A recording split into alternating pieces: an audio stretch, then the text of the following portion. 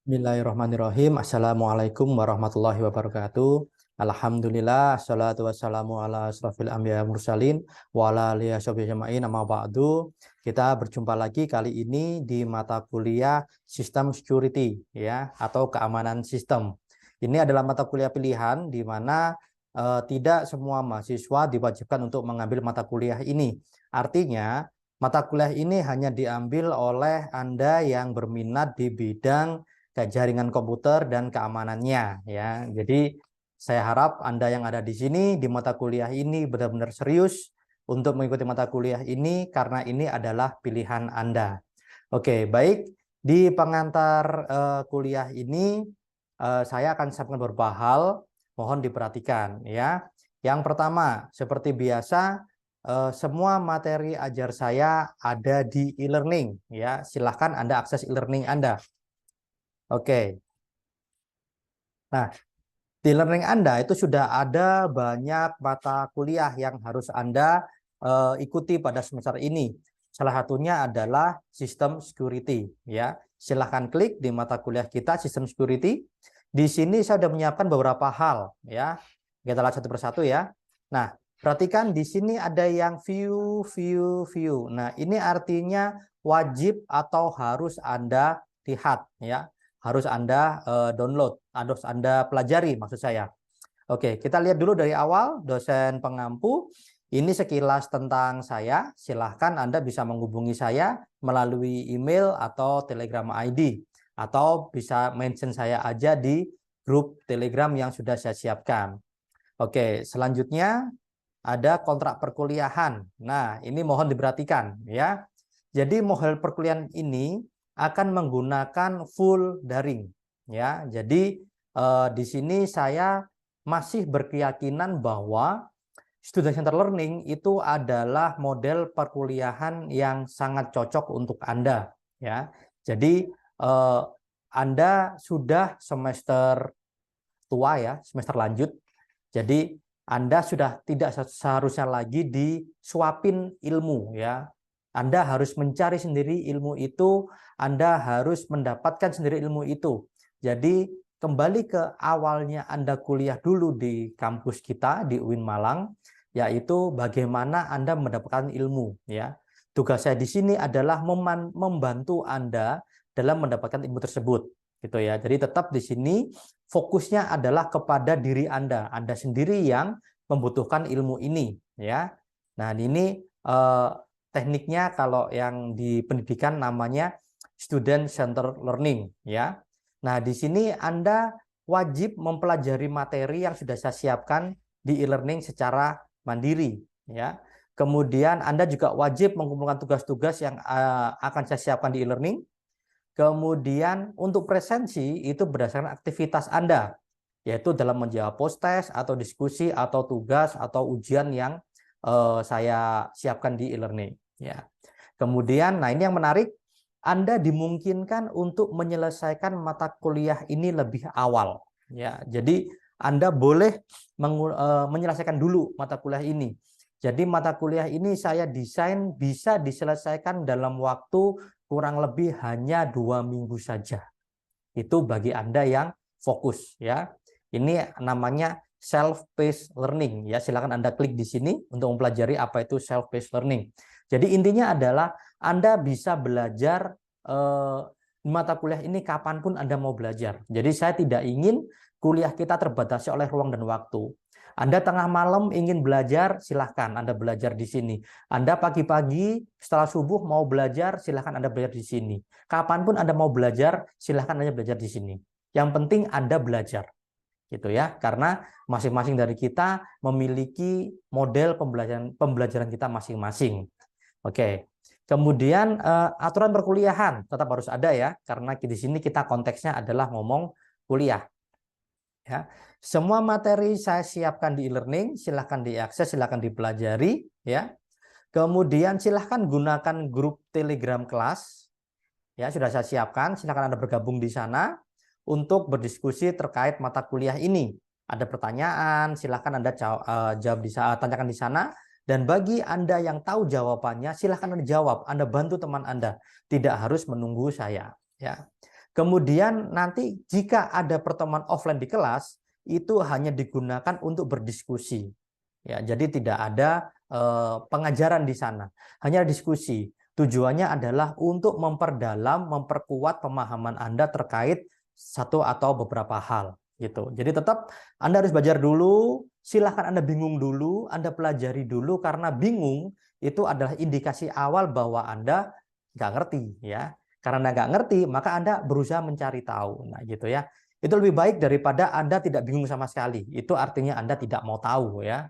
Gitu. Jadi ngapain ambil mata kuliah ini kalau Anda nggak mau, gitu ya. Oke. Kemudian nilai akhir. Nilai akhir ini terdiri dari komponen, ya. Tugas, UTS, dan UAS. Di sini tugas memegang porsi 40%, cukup banyak. Saya sarankan Anda mengerjakan tugas ini dengan baik, ya. Begitu juga dengan UTS dan UAS. Oke. Soalnya akan individual, ya. Jadi setiap orang soalnya tidak sama. Jadi silahkan bagi Anda yang mau menyelesaikan mata kuliah lebih dulu, mau ujian lebih dulu itu dipersilahkan, dimungkinkan dan dibolehkan. Gitu ya. Oke. Bagaimana Pak dengan absennya? Absennya akan saya ambil dari postes, tugas, UTS, dan UAS. Jadi mohon maaf, saya tidak menggunakan form absen yang disediakan oleh prodi, ya. Karena bagi saya percuma Anda tanda tangan di sana tapi ilmunya nggak masuk. Lebih penting ilmunya masuk, tanda tangannya belakangan aja, gitu ya.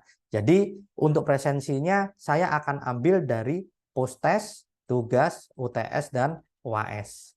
Nah, nanti di sana ada buktinya bahwa Anda benar-benar mengikuti mata kuliah ini. Daripada Anda hanya tanda tangan kemudian nggak masuk ilmunya, ngapain gitu ya. Oke ya. Jadi mahasiswa dimungkinkan untuk menyelesaikan perkuliahan lebih cepat dari jadwal tentukan. Oke, tadi sudah saya jelaskan ini.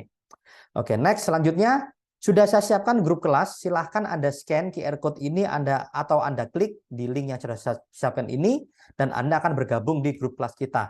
Ini wajib dilakukan, harus dilakukan agar Anda tidak ketinggalan informasi-informasi penting nanti yang ada di grup itu. Oke. Tidak kalah penting yaitu tentang RPS, ya. RPS. Oke, sebentar saya share dulu, saya tampilkan. Nah, di RPS inilah Anda akan mempelajari apa yang akan Anda pelajari pada satu semester ini, gitu ya. Jadi nanti pertemuan pertama ini Anda akan belajar tentang apa? Oh, deskripsi umum. Kemudian minggu depan akan belajar apa selanjutnya. Nah, ini sudah ada semuanya. Sudah saya siapkan di sini, silakan Anda pelajari, ya. Nanti materinya akan saya share juga di e-learning dalam bentuk file PowerPoint dan dalam bentuk video penjelasan. Jika masih belum paham, silakan Anda tanyakan di grup Telegram. Enak kan ya kuliah kita ya? Oke, jadi Anda bisa kuliah kapanpun Anda mau. Oke, nah ini ada jurnal ya yang pernah saya buat yang berhubungan dengan mata kuliah kita, sistem security. Silakan Anda download, Anda pelajari ya. Kemudian ini juga ada buku pengantar jalan komputer ya, ini buku saya juga, silakan Anda download free gratis, silakan Anda pelajari ya. Dan ini yang menarik. Oke. Di mata kuliah kita itu ada program namanya auto lulus dengan nilai A. Oh, mantap ya. Tanpa kuliah, tanpa ngerjain tugas Anda bisa lulus ya dengan nilainya A. Apa syaratnya? Nah, oke, syaratnya ini. Yang pertama, temukan celah keamanan pada sistem informasi berikut ini ya. Ini saya sudah menyiapkan beberapa sistem informasi yang sengaja saya tinggalkan celah keamanan yang memang di sana. Ya, beberapa sistem itu saya buat ya, dan memang sengaja saya berikan celah keamanannya. Silakan ditemukan ya. Namun Anda dilarang keras merubah data apapun. Ya, sekalipun Anda bisa masuk ke sistem saya, Anda bisa obok-obok di sana, tapi Anda dilarang merubah data apapun ya. Cukup temukan celah keamanannya saja, kemudian buat laporannya. Laporannya berisi apa? Tentang teori atau konsep dari celah keamanan tersebut. Misalnya, Pak, saya menemukan celah keamanan dengan menggunakan metode misalnya SQL injection. Nah, gitu ya. Itu Anda jelaskan bagaimana sih cara kerjanya SQL injection itu. Ya, misalnya. Kemudian Anda juga harus menjelaskan bagaimana cara Anda menemukan celah keamanan tersebut. Gitu ya. Oh, begini Pak, saya menggunakan cross-site scripting misalnya. Saya masukkan inject ini di URL-nya. Itu harus Anda jelaskan. Kemudian Anda juga jelaskan dampak yang dapat ditimbulkan oleh celah keamanan tersebut, ya. Nah, misalnya nih, oh dengan celah keamanan ini saya bisa mengubah akses saya menjadi dosen misalnya, atau saya bisa merubah akses saya menjadi sistem administrator, atau bahkan saya bisa mengacak-acak website lain di server itu dengan menggunakan celah keamanan ini. Wah, itu biasanya itu pasang backdoor ya. Oke. Dan yang terakhir, jangan lupa untuk memberikan solusi. Jadi jangan hanya bisa merusak saja, membobol saja, ya.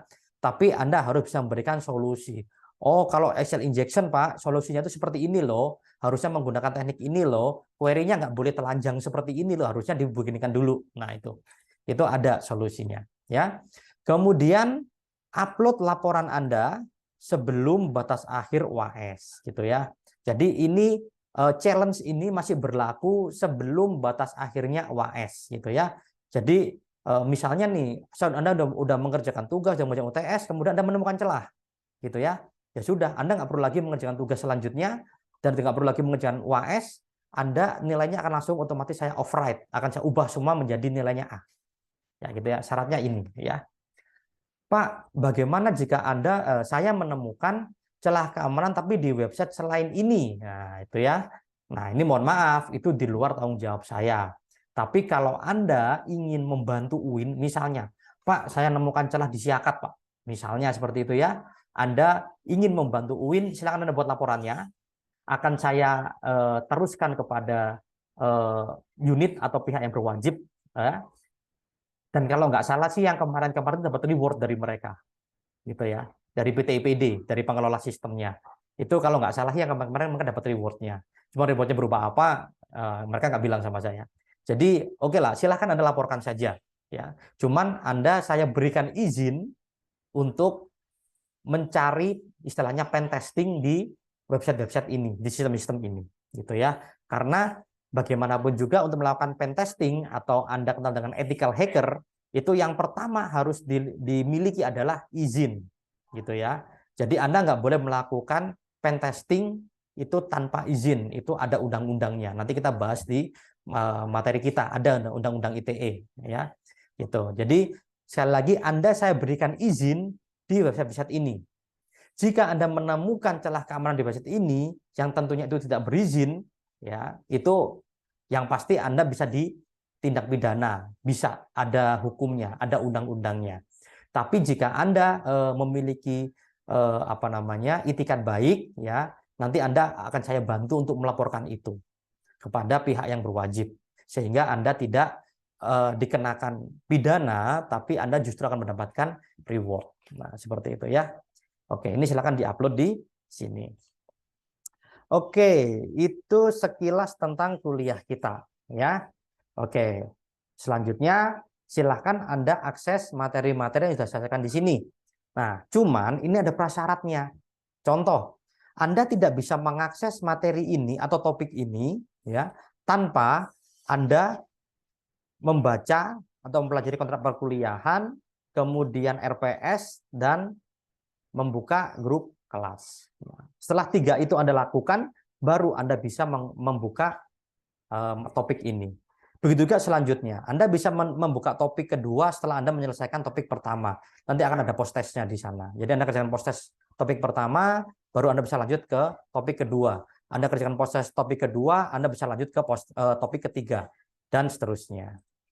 Oke, demikian yang bisa saya sampaikan untuk pengantar kuliah kita. Untuk informasi selanjutnya, silakan Anda pantau di grup kelas kita. Baik, demikian. Semoga kita diberikan kemudahan dan keberkahan dalam proses pembelajaran ini. Terima kasih. Sampai jumpa lagi pada kesempatan berikutnya. Wassalamualaikum warahmatullahi wabarakatuh.